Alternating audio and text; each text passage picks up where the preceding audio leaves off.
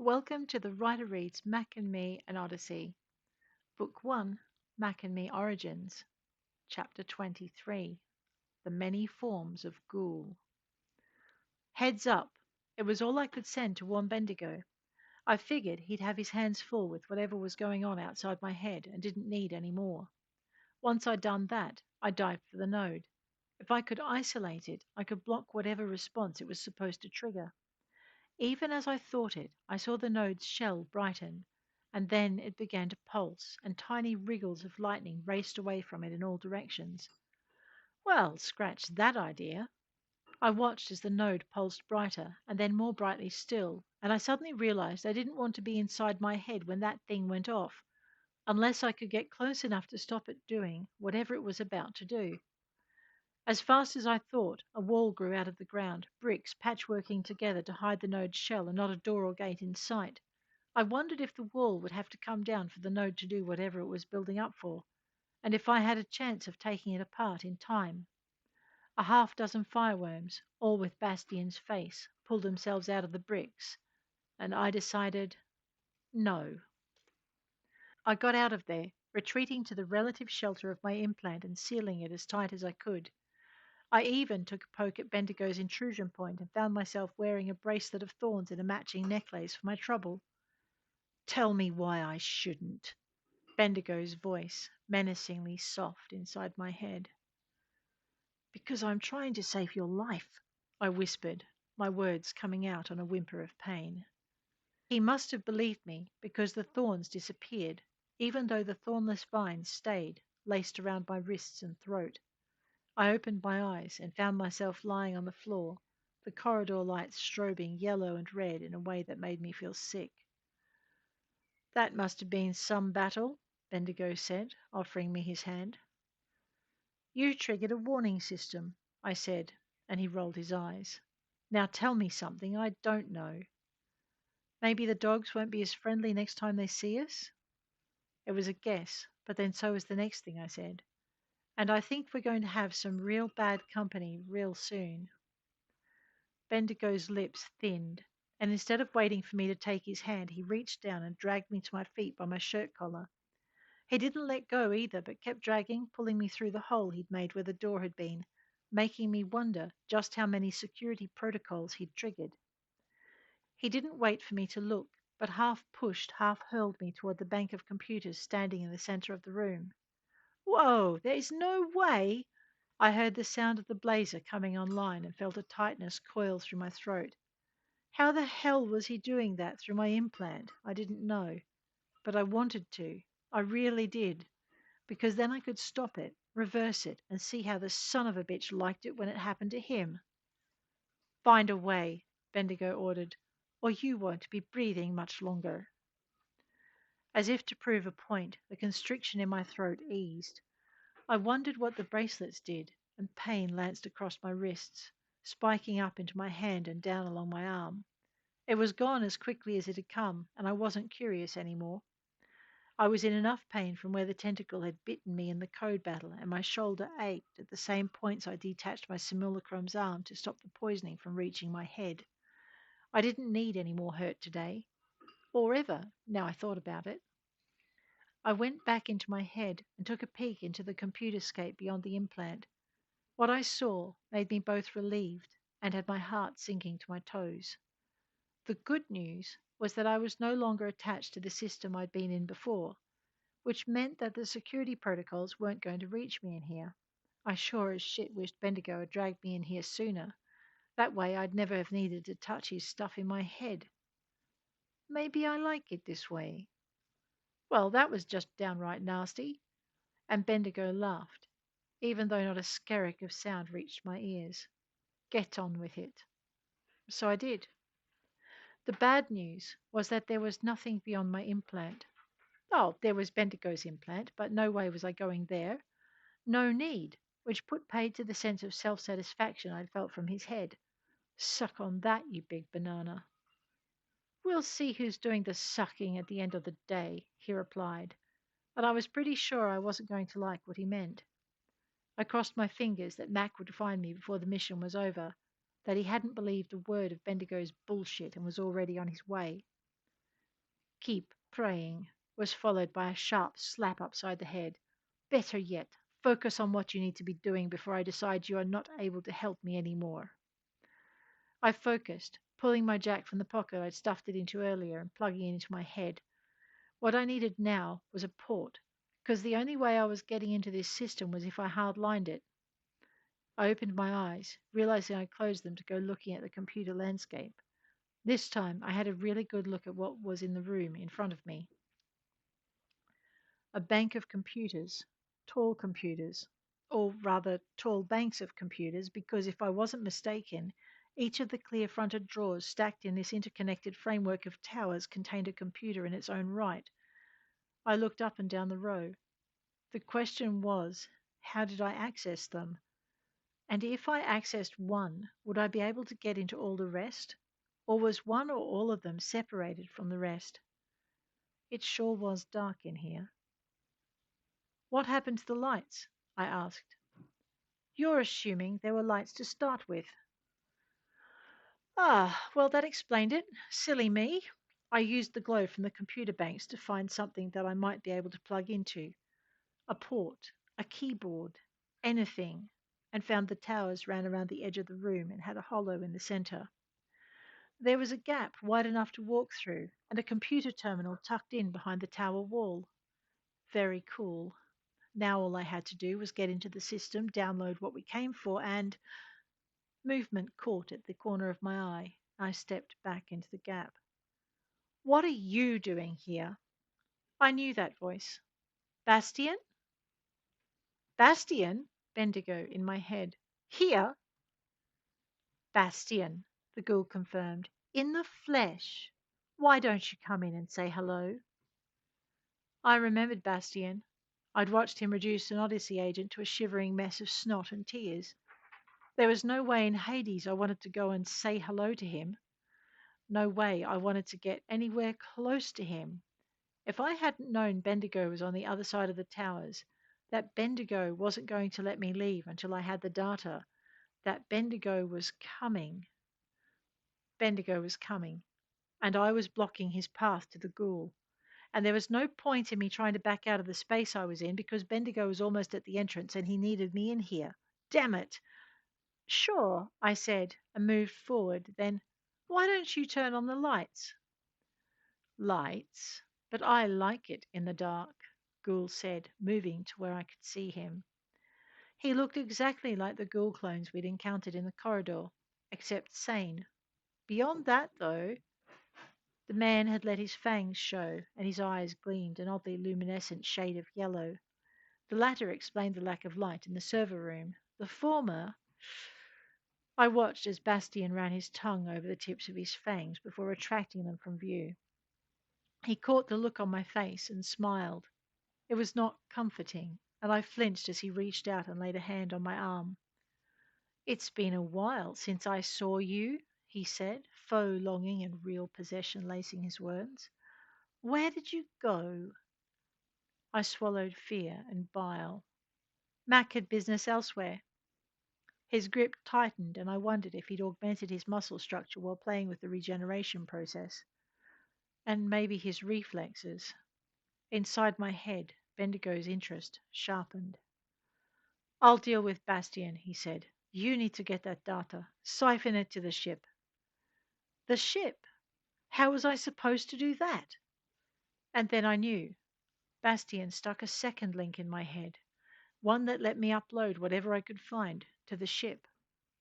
We'll sort through it later, he said. We're running out of time. And he moved into the space behind me. I don't know what I expected, but it wasn't to have Bastian swing me hard into Bendigo's chest just before he took a dive for the floor and vanished beneath the workstation. Nor was it to have Bastian shove me aside so hard I slammed into the front of the tower wall as he followed the ghoul under the workstation and out of sight. Fantastic, I muttered, pushing myself upright and hoping I hadn't broken anything in the systems I needed to access. Leaving Bendigo to his pursuit, I crossed over to the terminal, plugged in the jack, and set to work. It didn't take me very long to work out that I wasn't going to be able to password my way into the system. In which case, I decided I might as well go wireless. I unplugged the jack and stowed it back into its pouch before pulling off my pack and rummaging inside it. I pulled out the contents and laid them on the desk in front of the monitor, using the glow of the screen for light so I could see what each one was. When I'd found the data mines and the tiny lamp designed to be worn on my head, I set to work. Once I had one of the data mines attached to the terminal, I opened one of the tower drawers and stuck another one to the computer inside.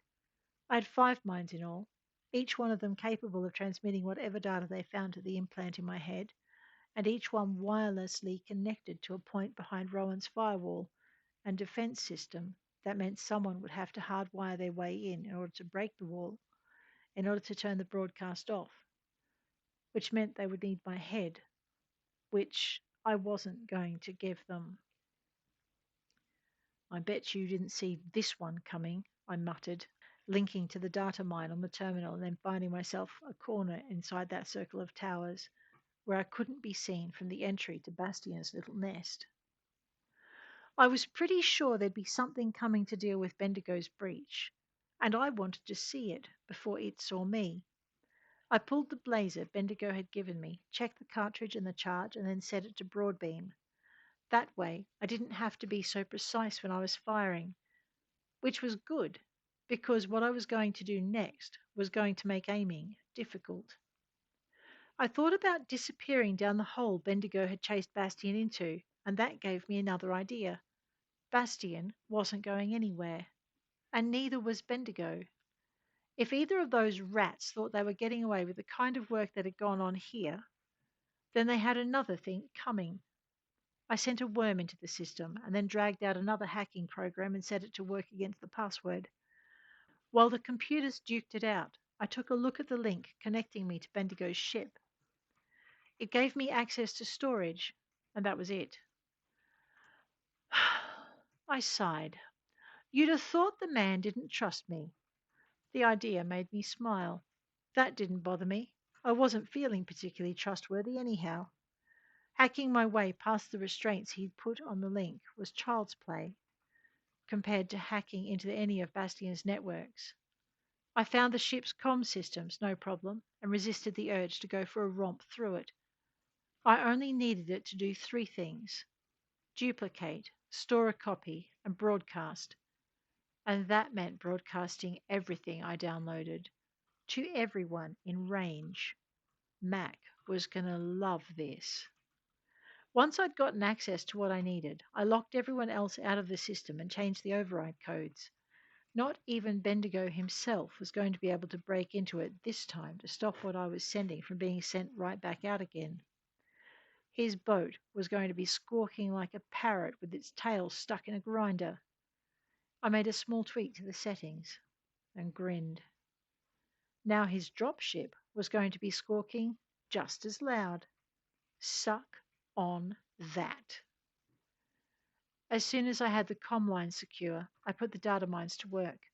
Those things were going to find every file and program they were able, and they were going to bundle them and shunt them through the gateway in my head so fast I'd have a goodly chance of downloading Bastian's life's works inside the next millennium or so.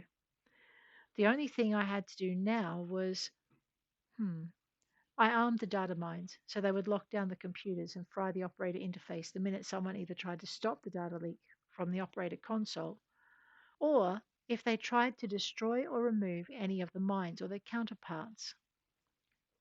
I also set a subsidiary program working that would send a decryption worm to seek out and decrypt the files already sent the minute my hacking program broke through the password protection.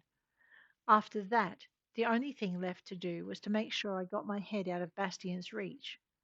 I was pretty sure the Ghoul would have a back door into his system, one that he could access from anywhere he was located, regardless of what was going on. And if that was the case, the man was going to notice what was happening. While I'd have liked to think the Ghoul wouldn't have a clue how to stop me, I didn't want to be that naive. Bastian the Ghoul had his entire future and fortune tied up in the data I was ripping out of his hardware, and it wasn't something he was going to let go lightly. I wasn't about to bet my head that the Ghoul wouldn't take the simplest option of stopping the leak, and I wanted my head to stay exactly where it was. Before I left, I tweaked the programming in each mine so that it would seek out the next available computer drive, hack its way into it, and then download it in exactly the same way it had downloaded the last one. The data would flow through my head and up to Bendigo's ship, and then it would be duplicated, stored, and broadcast on the widest bandwidth possible. And neither Bendigo nor Bastian were going to be very happy with me when they found out about it. The thing was, Bastian would likely find out first, but I might keep what was happening from Bendigo long enough for him to get me out of the complex. Maybe. If he came back. If the ghoul didn't best him in the tunnels beneath this sector, and that was something else I wanted to do. The computer duel ended. I found myself connected to Bastian's system, his security protocols, defenses, and the map of the complex he'd hidden under this one. It was another complex that didn't appear on either Bendigo's maps or the security maps I'd hacked out of the outer periphery. Fuck it all. I noted where the cameras were and linked into the feed, trying very hard to ignore the sound of something moving in the corridor outside the server room. The server room with the busted door, courtesy of Bendigo, who'd left me alone in the dark. Yeah, thanks a lot, boss. First things first, I figured I had a bit of time before whatever was out there worked up enough courage to come through the door. And then a tiny bit more before it came far enough around the towers to find the gap. I didn't know how much time I had before Bastian or Bendigo came back up out of the floor, but that at least was one thing I could figure out ahead of time. I hooked into the security cameras and flicked through the feed. This took a lot less time than it might have if I'd been scrolling through the feed by hand. I sent the computer a picture of Bendigo and asked it to do two things: find him on the camera footage and find him in the database. Both results came back inside a heartbeat. The first revelation was that Bendigo was in fact Bastian, just like he'd said. And, just like he'd said, he wasn't Bastian Gaetani, also known as Bastian the Ghoul. He was Bastian Gavril, also known as Bastian the Provider, and there wasn't much he didn't provide. Odyssey had been very right to target him, and Mack had been duped, big time. The Ghoul's records on the Provider were very thorough, although I doubted they were complete. I sent them out with the rest of the data. It took the computer just a little longer to find him on the footage, and I blessed whatever facial recognition software the Ghoul had installed. It was fast, accurate, and the lack of ambient light didn't affect it. He might be a nasty piece of work, but he valued good security, which made me wonder why there wasn't some sort of extra protection on his little bolt hole between the towers. Surely he hadn't relied on noticing someone coming before it was too late to reach his escape tunnel. I mean, surely. Why hadn't he had something in place to stop things reaching him in here? And as swiftly as that, the computer landscape shifted and showed me that he had. I activated it and wondered why it hadn't been up and running when I'd stepped into the gap between the computer stacks. I should have been fried, electrical web like that. It's not like Bendigo's entrance had been silent. Bastian would have known someone was on their way. I pulled the footage the computer had found onto the screen before me, watched as Bendigo put Bastian down for good, and then watched as Bastian rose from the floor, the holes Bendigo had gouged in his body sealing over, the blood coagulating, and the scabs flaking away as I stared. And then Bendigo put 3 rounds into Bastian's head, and then 2 more into his throat before pulling the man's implant from inside his skull, crushing it, and setting Bastian's body alight with the blazes incendiary rounds. Man, you must really hate that guy, I muttered as I watched Bendigo turn and trot away. I assumed he was heading back toward the escape tunnel and did a quick scan of the security footage to make sure there was nothing else down there with him. Nothing showed. So I contented myself with keeping half a mind on the feed showing Bendigo jogging back through the complex, and the other half on trying to work out why Bastian hadn't had his secondary security up and running before I'd gotten to his domain. It took me far too long to remember that Bastian had been the one doing the experimenting with regeneration, which meant he probably didn't have the recuperative powers I'd seen in the ghoul Bendigo had put down and away.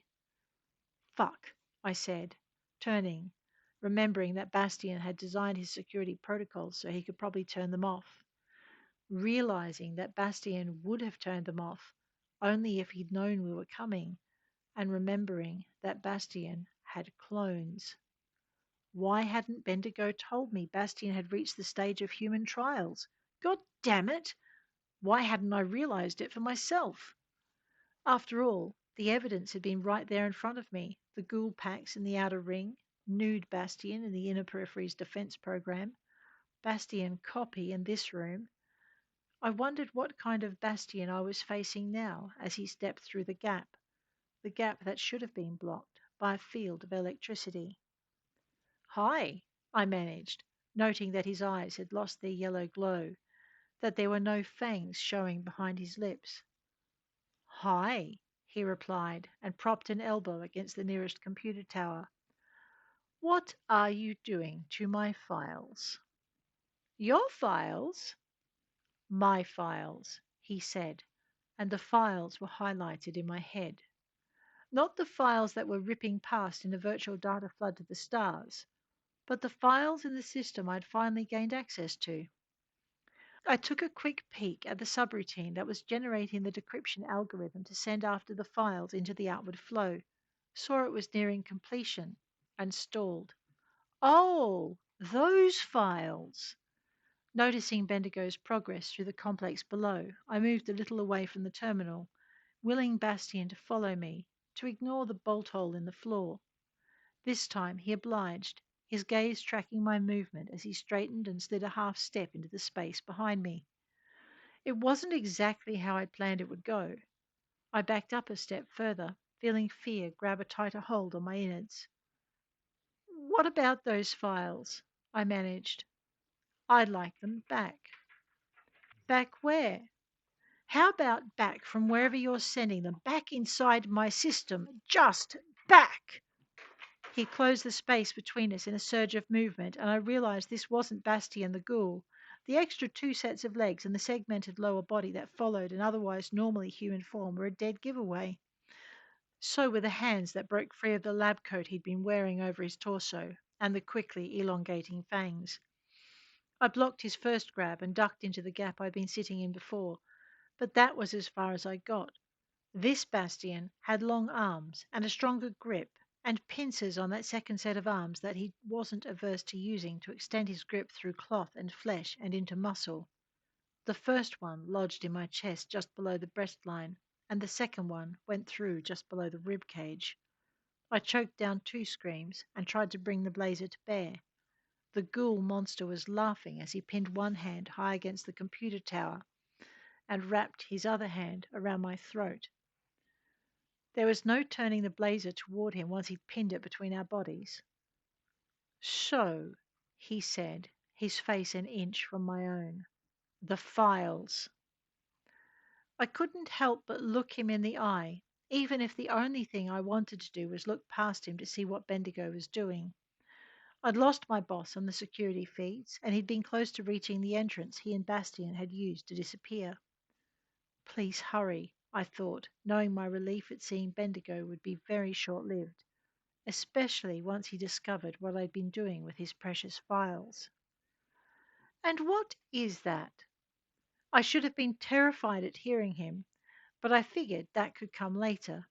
For now, the sight of the thick, slightly curved blade he'd been carrying coming over Bastian's shoulder and plunging into the clone's chest was all I wanted in all the worlds over.